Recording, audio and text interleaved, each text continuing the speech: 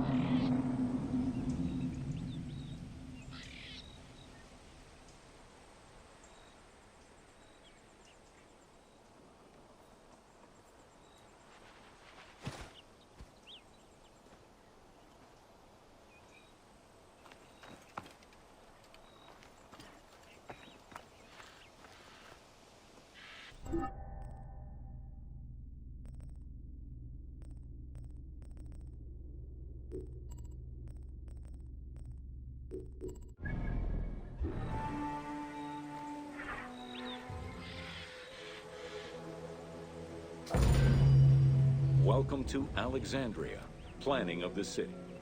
Alexander's plan to build his great city began with a verse from Homer's Odyssey.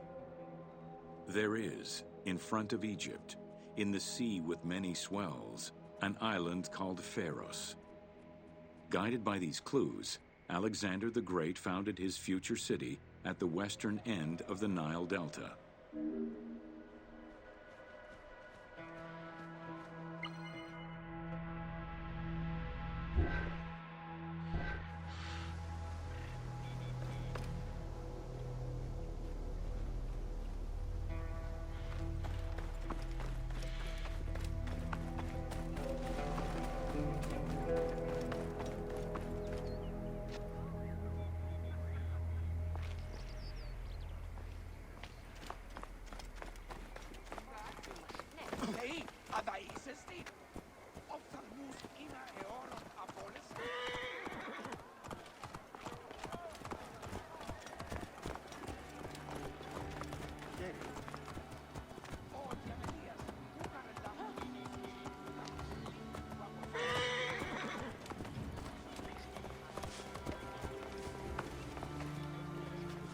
Malachere.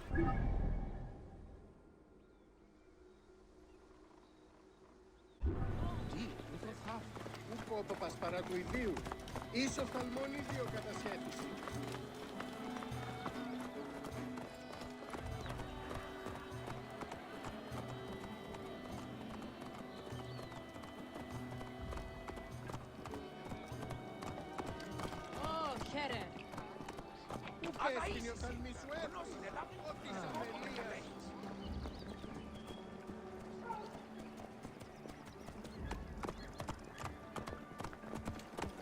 Οφθαλμού σου κατέχεις.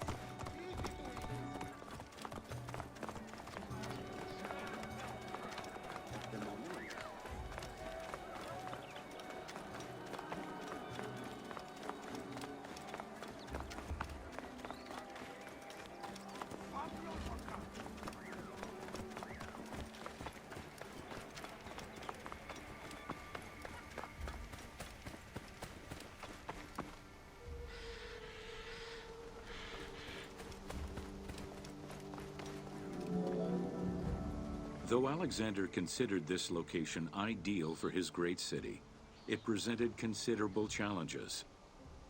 Too difficult to access during storms, the surrounding swamps threatened disease, and the limestone soil prevented the growth of healthy crops.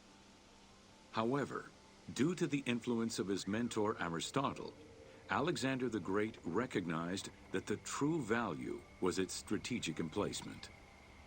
Alexander knew that in controlling Pelusium to the east, Memphis to the south, and his crowning glory Alexandria to the west, he would create a triangular stronghold, allowing him to control the entire delta while giving him access to the Mediterranean.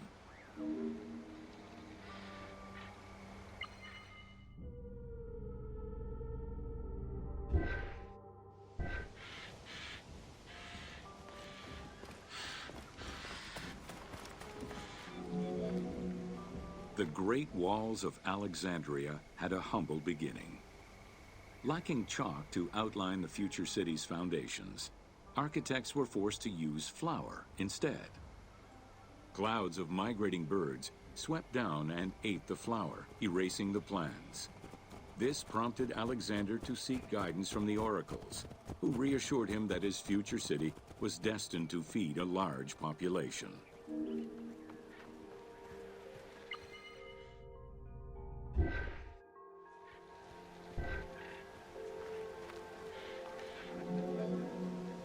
Excavations led by Mahmud Bey el-Falaki in the 19th century revealed that the wall enclosure measured approximately 5.2 kilometers in length and 2.2 kilometers in width. It was roughly 9 meters in height.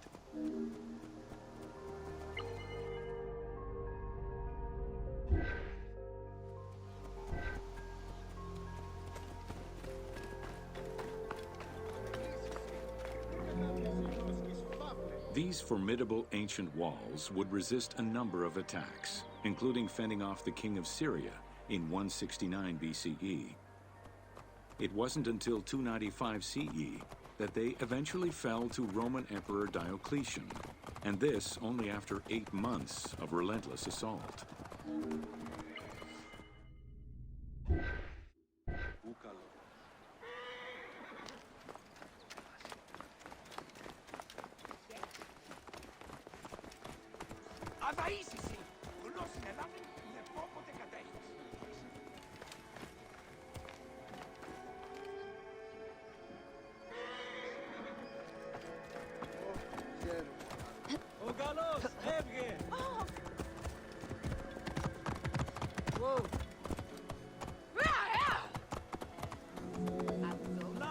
Alexandria's principal architect, Dinocrates, chose a Hippodamian grid plan. The grid maximized functionality, with wide, straight roads and canals running beneath them. Alexander recognized the military value of the city's design. The wide, parallel streets gave him optimal surveillance of the city, while allowing the unobstructed flow of troops.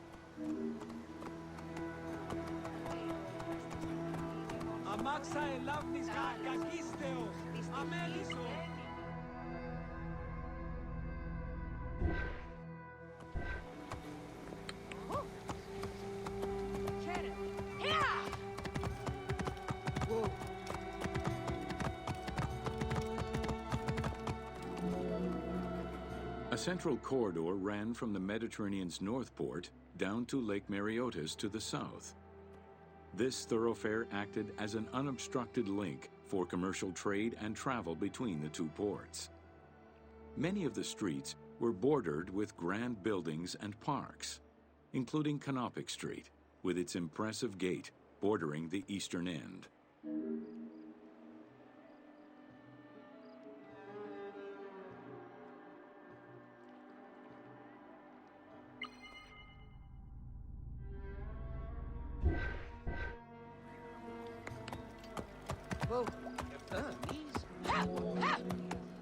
Alexandria was most likely built upon an already existing Egyptian village. Upon its completion, the Egyptians reviled the city, refusing to call it by its founder's name. Instead, they called it Raked, the building, as a mark of disdain, which was later Hellenized into Rakotis. Despite this, the name Alexandria would remain.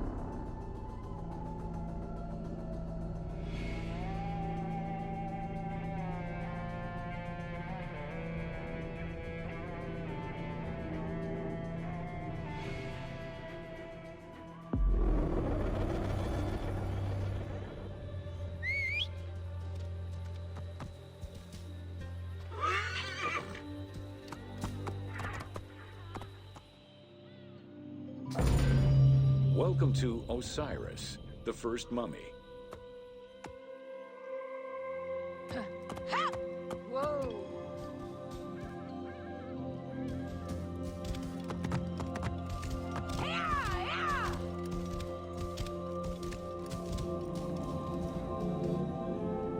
The oldest mummies recovered date from the Old Kingdom, though Egyptologists believe that mummification was in use much earlier than that. At first, the body was mummified through environmental desiccation, by leveraging the dryness of the environment and the heat of the climate.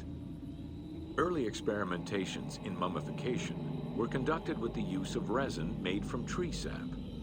Strips of linen were only used on some superficial parts of the epidermis of the hands or jaw.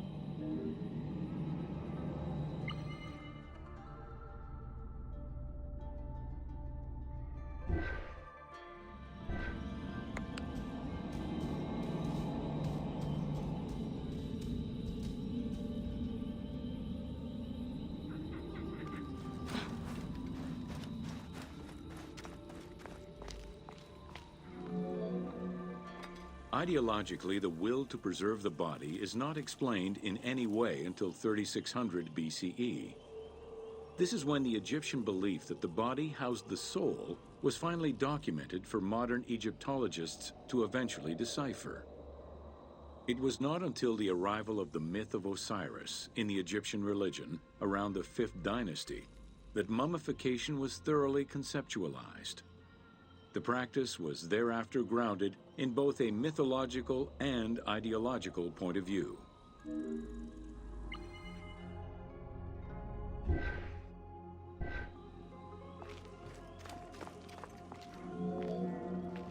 Osiris was mainly known as the god of the dead and the god of resurrection. The most well-known Genesis myth concerning Osiris is that of his dismemberment.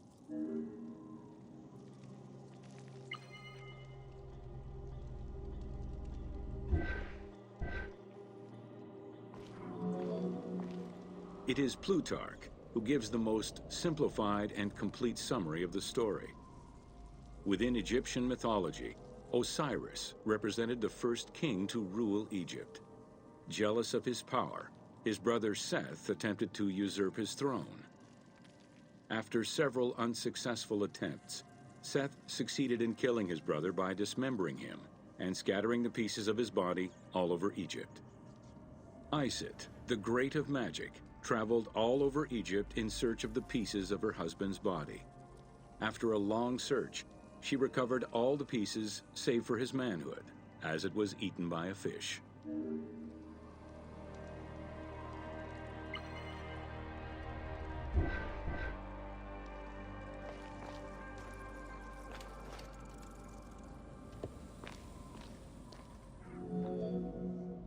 Isis then reassembled the body of her husband by binding it together with strips of linen.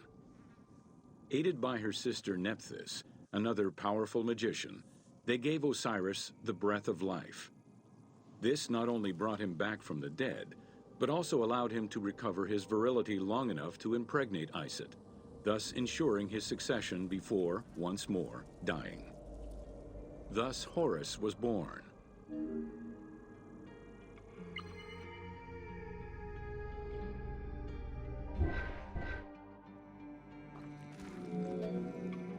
The ritual used to bring Osiris back to life essentially depicts how he became the first mummy. It is why, on the sarcophagi of kings, we often find Isis and Nephthys represented as the magicians who restore life to the deceased.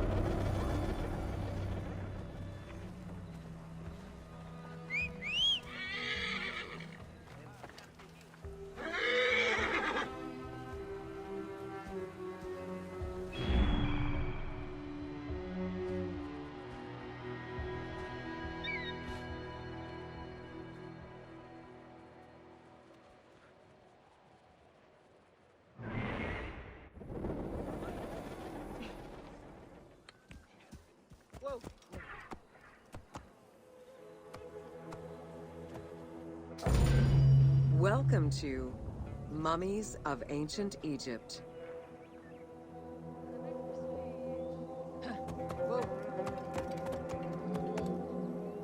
The mummification process used by ancient Egyptians was highly ceremonial in nature. The different types of mummification took into account the social level and richness of the deceased and even included animals. The most expensive was that reserved for the pharaoh and the royal family, as well as some of the wealthiest members of the court.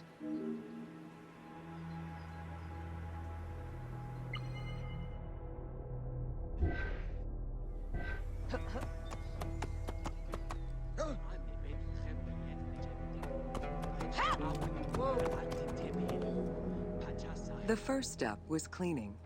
Once bodies arrived at the mummification site, they were placed on inclined tables while the bodily fluids drained away. They were then cleansed by priests until they were deemed ready for the purification process.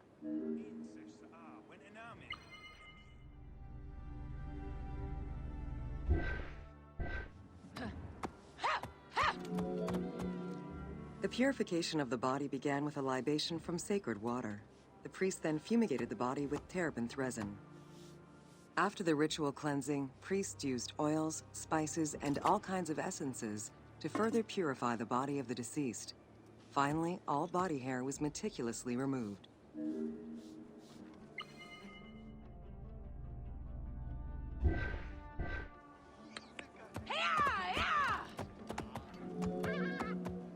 Once the body was properly purified, embalmers removed the organs, following very specific procedures. First, the brain was extracted by inserting a spoon through the nostril to break the ethmoid bone. Then, using a spatula, the pieces of the brain were removed as thoroughly as possible. What matter remained was extracted after a process of liquefaction, achieved through the use of a caustic liquid. The cranial box, once emptied, was rinsed and disinfected with palm wine, and then stuffed with strips of linen cloth and liquefied resin.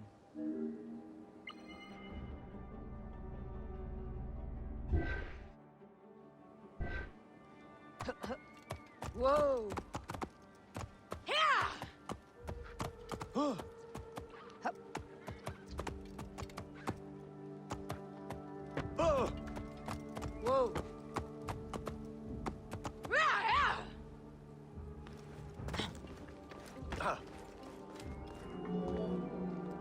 After taking care of the brain, embalmers made an incision on the left flank and carefully set aside the viscera. The inside of the body was also rinsed with palm wine. Then the embalmers filled the belly with pure myrrh, cinnamon, and other perfumes and sewed it shut. The removed viscera were washed in palm wine and packed in crushed herbs before being placed in canopic jars.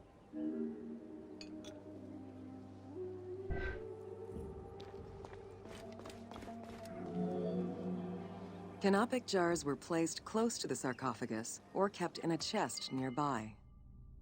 At first, the viscera were wrapped in tissue and placed in the vases. As the ritual requirements became more elaborate, ointments, spices, and even water and natron were added to the process.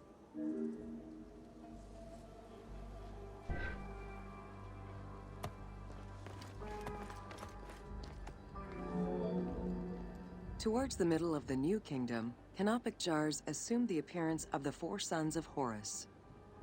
They were known as the protectors of the viscera. These protectors had their own guardians, each a goddess of the dead. Imseti, the human-headed god, protected the liver and was protected by the goddess Iset.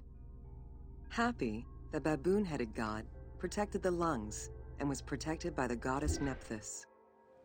Dumut-Ef, the jackal-headed god, protected the stomach and was protected by the goddess Neith. And finally, Kebesenuef, the falcon-headed god, protected the intestines and was protected by the goddess Selket.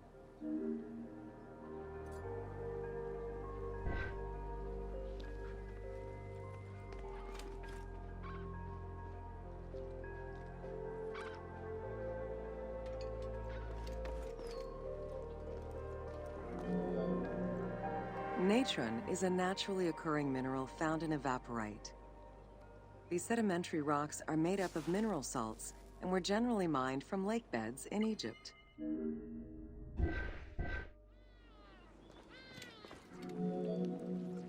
Embalmers used natron as a desiccant to dry the flesh and stop the corpse's putrefaction process.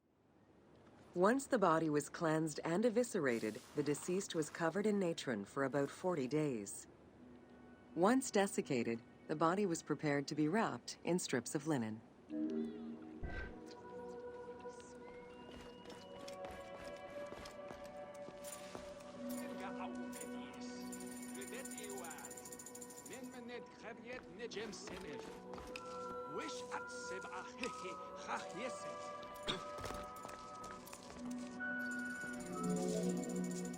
Once the body was fully desiccated by the natron treatment, embalmers oiled, painted, and sometimes even added hair extensions or a wig. They often used a henna-based antiseptic preparation to give the body a more colorful and lively appearance while preparing it to resist molds and fungi.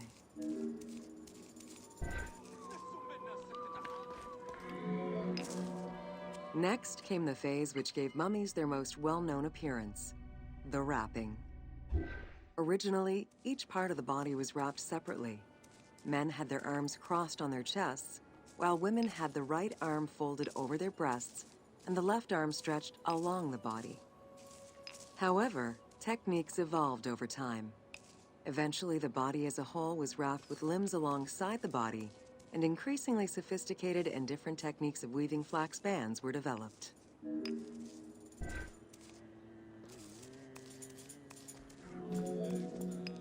In addition to the jewelry and amulets arranged on the skin of the deceased, amulets were also carefully inserted into the weaving of the linen strips.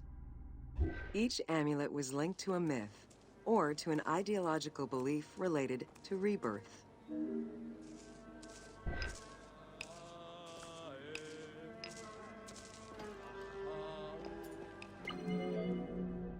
Masks were an important part of a mummy's finery.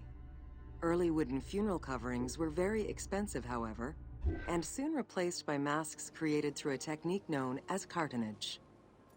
Masks fashioned with this method were created by laying several layers of linen or papyrus pulp on a base made of mud or straw. Cartonnage was used for more than funerary masks. Ornaments and the animal coffins of the late period were also made in such a fashion.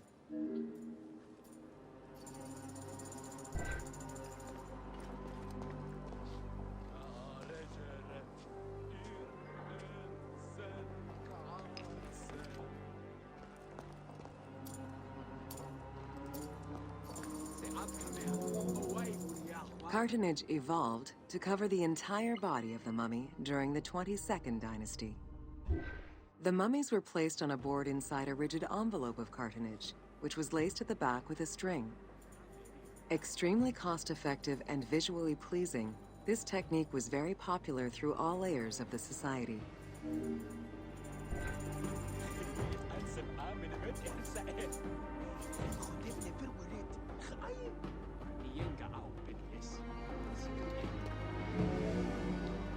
Cartonnage envelopes were usually covered with inscriptions and polychrome decorations, specifying the names and titles of the deceased, scenes depicting daily life, or decorations specific to the funerary world. This was a true gift for Egyptologists eager to study the funerary rites of the ancient Egyptians.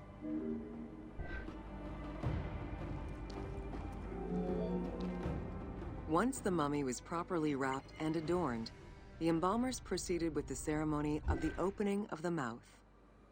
A vital step of the funerary process, this ceremony was meant to bring back to life the deceased themselves, or an object representing the deceased.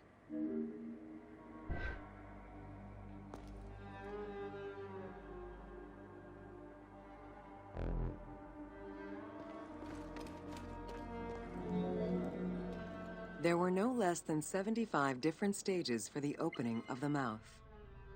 It required the application of the same oils, ointments, spices, and perfumes used during the mummification process. Makeup was sometimes part of the process as well.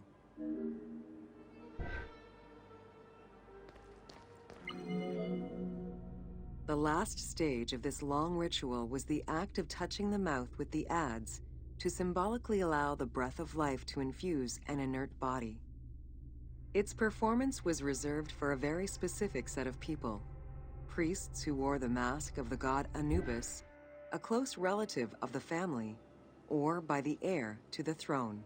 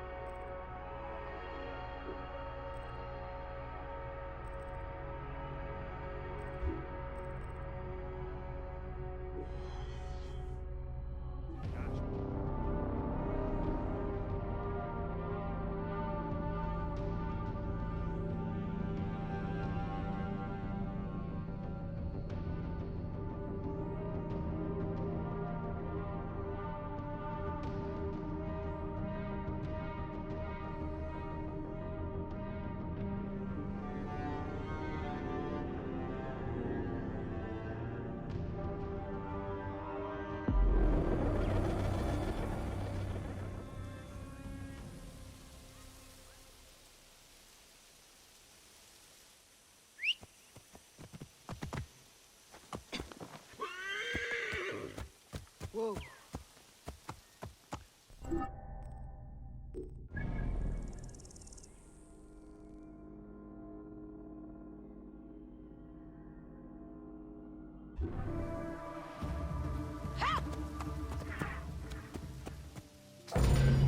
Welcome to The Importance of Mummies.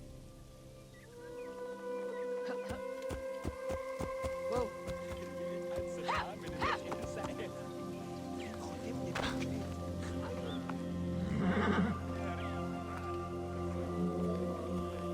The first hieroglyph for embalmer appeared in pyramid texts of the Old Kingdom. It is likely that embalming was a trade that progressed alongside the evolution of ancient Egyptian funeral practices. While we still know nothing of how embalming came to be a profession, we do know that embalmers had a hierarchy, and that each embalmer specialized in a specific phase of the mummification process.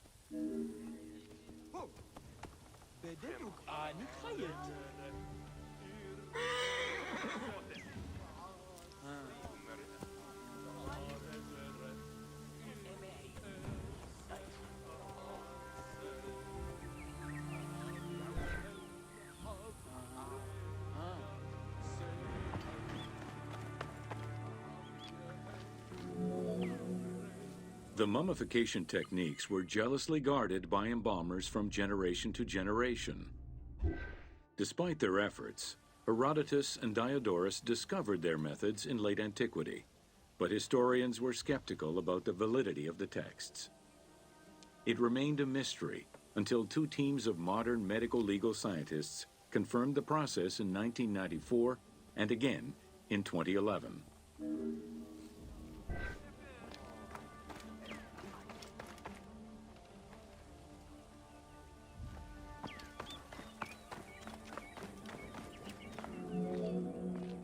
The Uabet, meaning the pure place, was where the embalmers mummified the bodies of the deceased. Until the end of the Middle Kingdom, it was located in tents at the edges of the city due to the smell of decomposition. In the New Kingdom, however, the Uabet was located within the city limits, though still in open-air spaces. In the same way that the practices and techniques of mummification evolved, so possibly did consideration towards embalmers within ancient Egyptian society.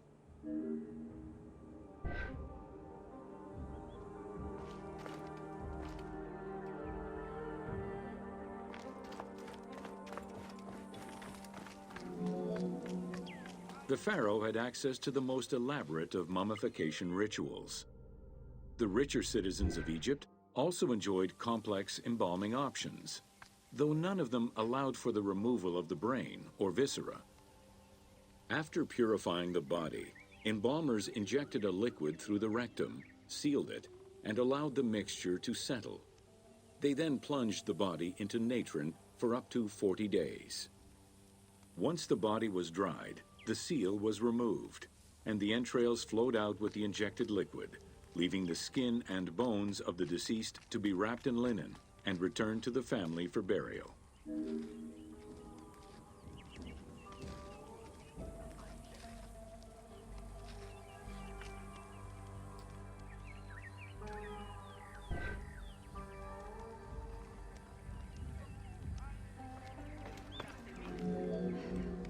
The least costly embalming option was for the embalmers to simply inject a product called surmaya and immerse the body in the natron for up to 40 days before handing it over to the family. For all those who could not afford any embalming process, desert burials offered a pauper's alternative to preserve the bodies of the dead.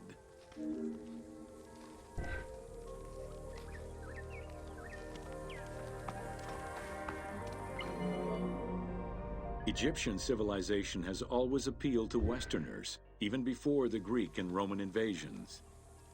As early as the Middle Ages, mummies discovered by travelers were often sent back to Europe. Curio cabinets, dating from the 16th and 17th centuries, usually included pharaonic artifacts in their collections.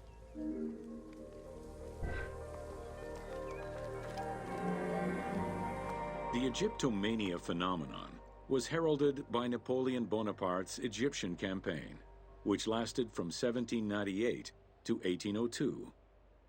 The following years were marked by a resurgence of interest from rich enthusiasts and scholars who exposed Egypt to the general populace. Many research societies focusing on Egyptology were founded during those years.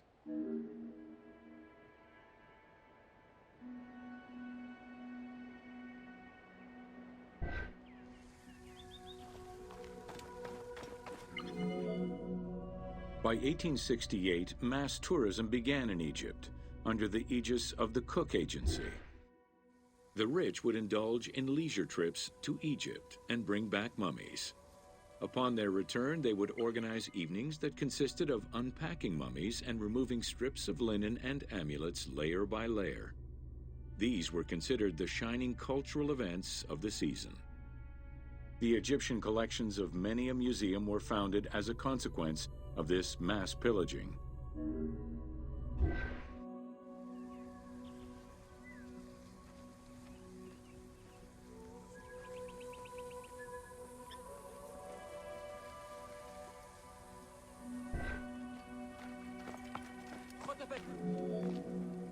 Thanks to those dubious parties, the fantasy of a mummy coming back to life, seeking revenge on its defilers, was born.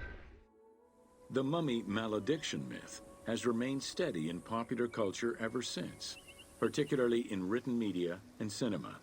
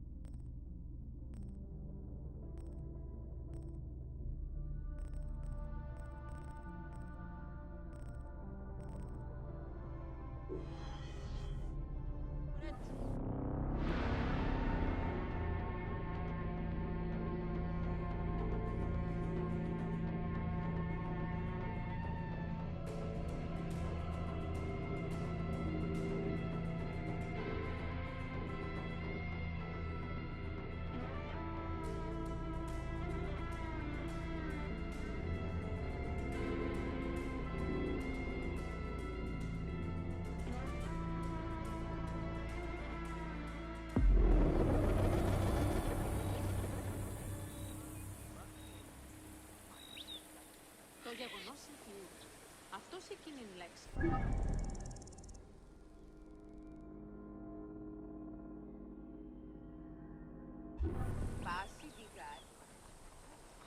Στην λέγονη Welcome to Amulets and Rituals.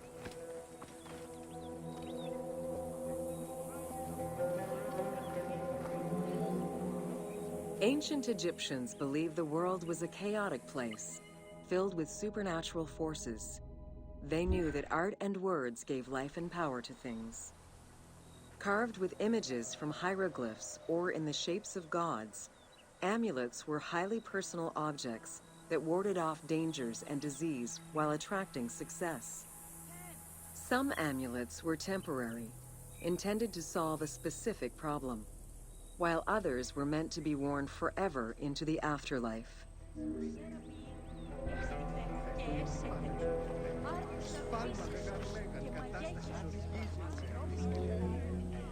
Priests would infuse amulets with magical energy during religious ceremonies, imbuing them with protective magic to safeguard against supernatural powers. The wealthiest of Egyptians could obtain a divinely ordained pendant in which was hidden a magic formula inscribed on a piece of papyrus. It would act as a unique spell tailored to the owner.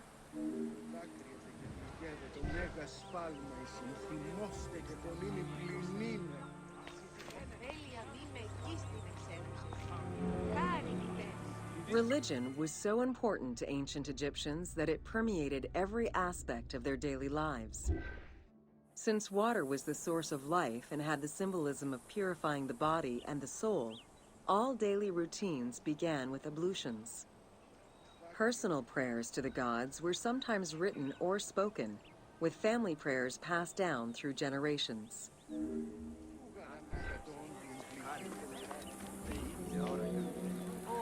There was a complete calendar of each of the religious days, both good and bad, illustrating the appropriate daily rituals.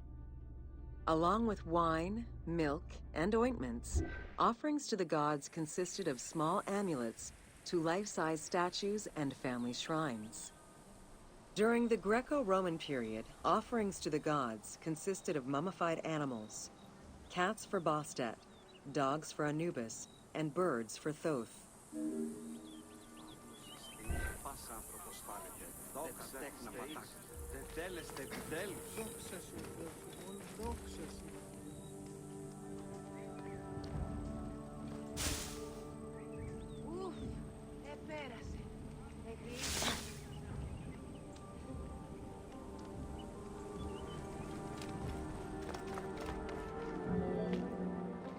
Deemed messengers of the gods, oracles offered guidance and judgment for all Egyptians, regardless of status.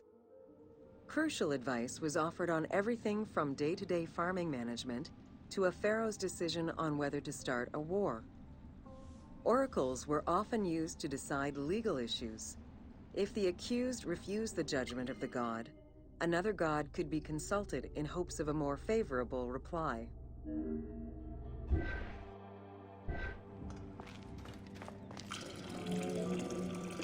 It was oracles that guided the Greek sailor Batos to the coast of Libya, where he founded a colony known as Cyrene.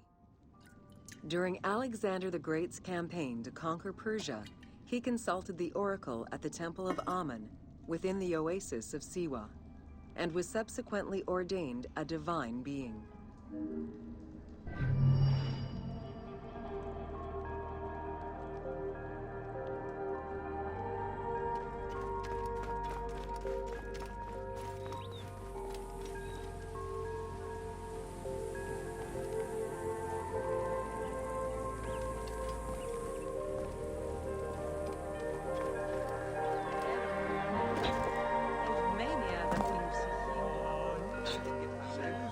Μαχάριστος ημίτας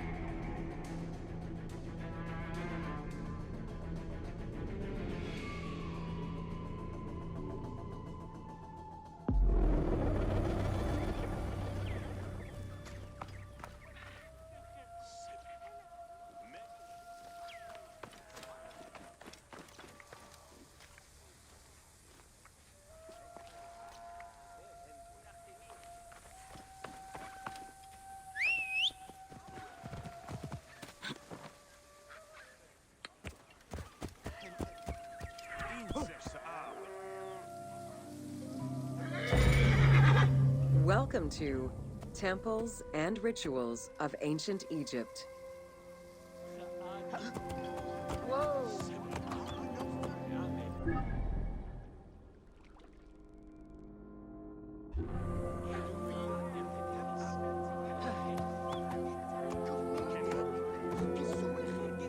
During rituals and festivals, the god was carried on a solar barge between the areas of a temple or the temples of different cities. Funerary carvings and paintings covering thousands of years, as well as the Book of the Dead, depict the same ship and oar design. Solar barges have been uncovered near or within several pharaohs' tombs. They were intended to carry the pharaoh into the afterlife.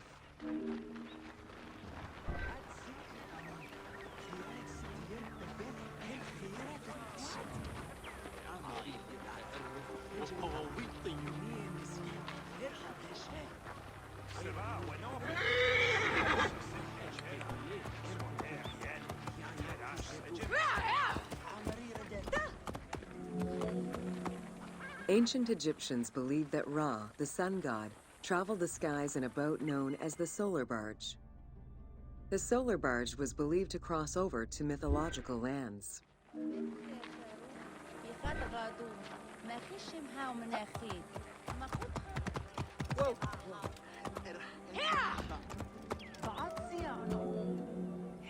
The god Ra believed mankind was conspiring against him. He ordered Sekhmet, the lion-headed war goddess, to kill all humans. To his chagrin, Ra quickly realized that with all humans gone, there would be no one left to worship him. In order to stop the rampaging Sekhmet, beer was brewed and dyed red with pomegranate juice to resemble blood. Sekhmet drank every drop of the brew she could find, eventually passing out drunk. When she awoke, she was calmer, and her lion visage had changed into Bastet. The Festival of Drunkenness was celebrated in honor of that myth.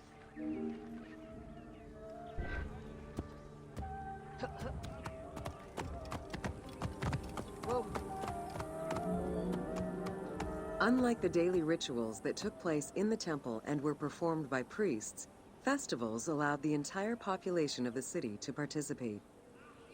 Festivals helped mark the passing of the seasons in the agricultural calendar.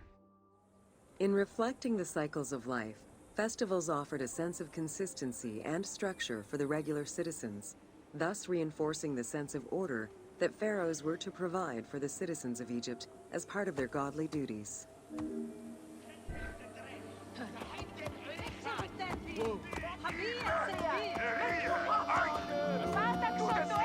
The importance of these festivals is demonstrated by their longevity. Records show that Osiris festivals occurred for more than 2,000 years. Some festivals serve to reinforce state control and promote the king's reign. Both the Opet and Sed Jubilee festivals were specifically intended to celebrate the renewal of the king's power.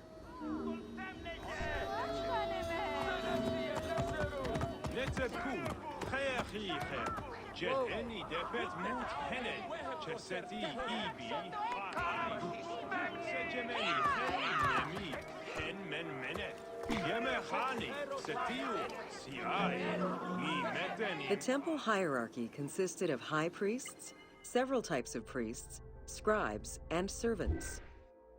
The high priest was known as the prophet. Some divinities had up to 4 prophets, and they were the ones to perform the most advanced and complex rituals.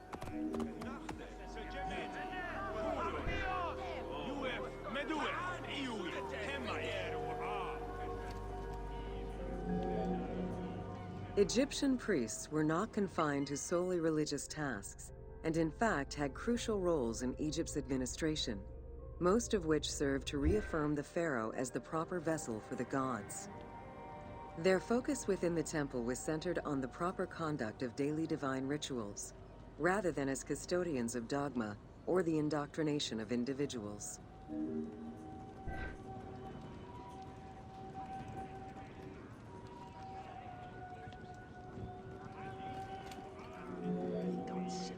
Scribes were custodians of the sacred sciences. Some Some priests were associated with the funeral rites and were considered the group with medical knowledge. The servants of the Ka were low-ranking priests who carried food and offerings in funerary rituals. Lector priests were distinguished by their ability to read, and their main duty was to recite specialized religious texts in both temple and funerary rituals.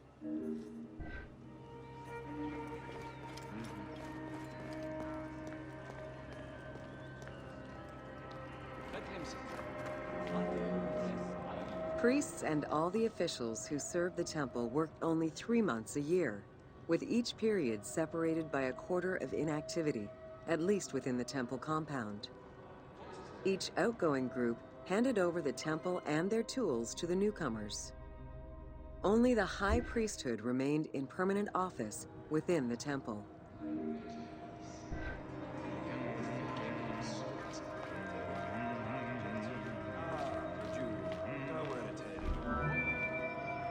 The most sacred part of the temple was referred to as Jesser Jesseru, the Holy of Holies. The most sacred inner sanctuary was where the shrine to the temple deity was located. Only priests were allowed within. Offerings were given, and rituals unseen by even the pharaoh were performed. While the team chose to allow any character access to this space in some game temples, normally it was reserved for priests alone.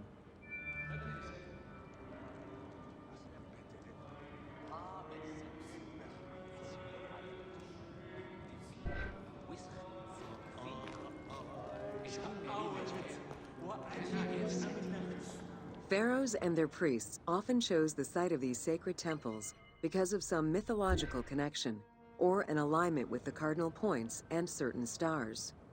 Once selected, a foundation ritual was performed. The pharaoh was required to complete 10 steps in the ritual, which required a mix of offerings as well as specific construction techniques. Once the temple was complete, construction of the chamber containing the shrine, or naos, began.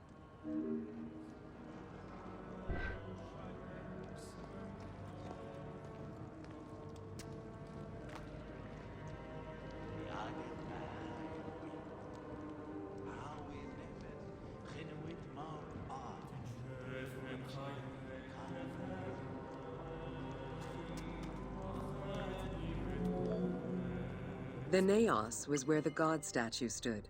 The representation of the deity was usually in stone or wood and decorated with gold, silver, and precious stones. Smaller temples had only one naos, while larger complexes, such as the Temple of Karnak, had many chambers to honor gods, such as Amun, Ptah, and Osiris. Each statue was believed to be a receptacle for the presence or essence of the god's Ka, enabling it to take a physical form. Through the statue, the god came to the shrine to eat, drink, and communicate with the pharaoh, or with the priests standing in for the pharaoh.